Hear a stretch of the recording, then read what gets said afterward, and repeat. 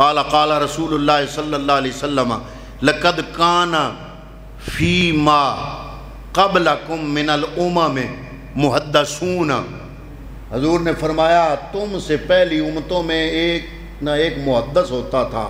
محدث اس کو کہتے ہیں جو نبی تو نہ ہو لیکن اس کو اللہ کی طرف سے کچھ باتوں کا الہام ہو، وہ نبی نہ ہو، نبوت کا دعویٰ نہ کرے لیکن اللہ کی طرف سے اس کو الہام ہوتا ہو، اس کو کہتے ہیں محدث۔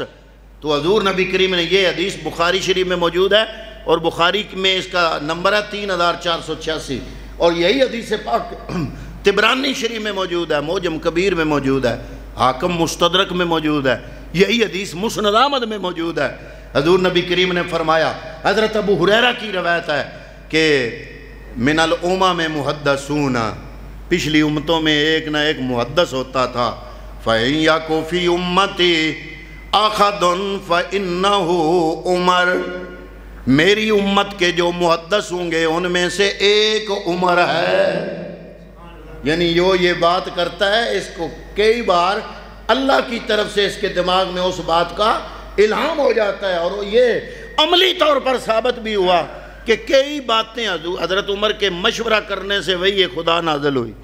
ایک دفعہ آ کے مشورہ کرتے ہیں، یا رسول اللہ میرا مشورہ یہ ہے، اور آیا کہ آپ کے گھر میں چلا جاتا ہے، آخر آپ کا گھر نبیوں کے امام کا گھر ہے، پردہ کرنا چاہیے، ہمیں تھوڑا سا لحاظ ہونا چاہیے کہ ہمیں ہر بندہ آتا جاتا ہے اور اندر چلا جاتا ہے۔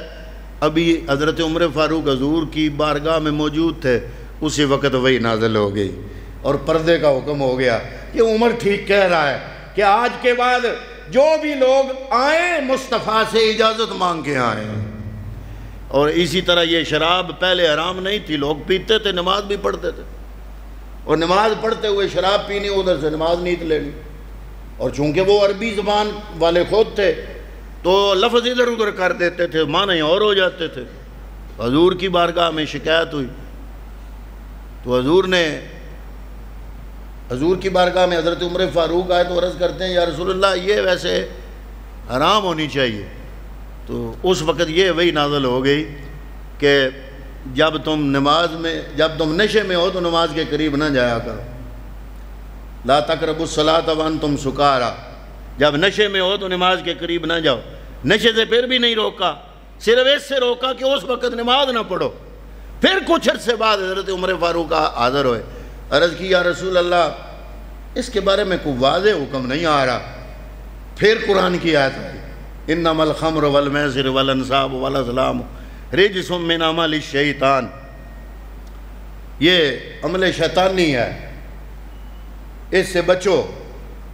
یعنی کئی مرتبہ ایسا ہوا کہ حضرت عمر فاروق نے جو مشورہ دیا، آپ کے مشورے کے مطابق حضور کی ایک اور حدیث پاک ہے، حضور نے فرمایا اللہ تعالیٰ نے عمر فاروق کی زبان پہ حق کو جاری کر دیا ہے۔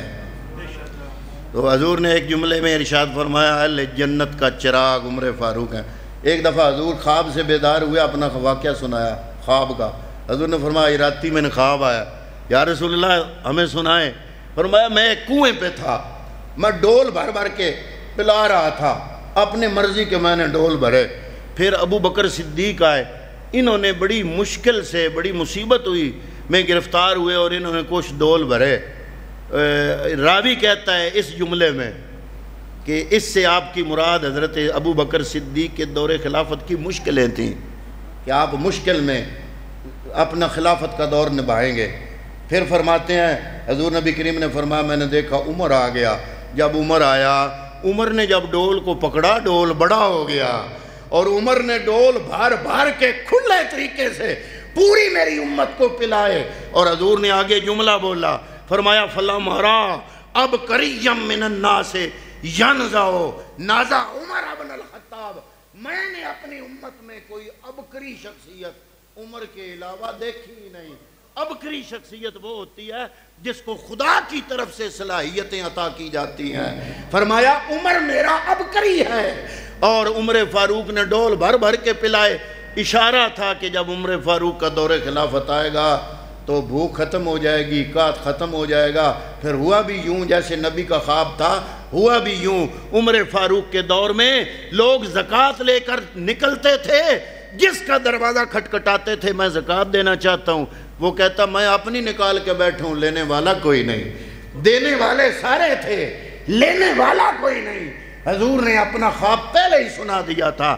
فرمایا ابو بکر صدیق نے کچھ ڈول نکالے بڑی مشکل سے، مصائب کا ذکر کیا، اور پھر عمر فاروق کا دور آیا تو حضرت عمر فاروق نے جب ڈول پکڑا، ڈول حضور فرماتے ہیں بڑا ہو گیا اور ڈول بھر بھر کے پلاتا رہا۔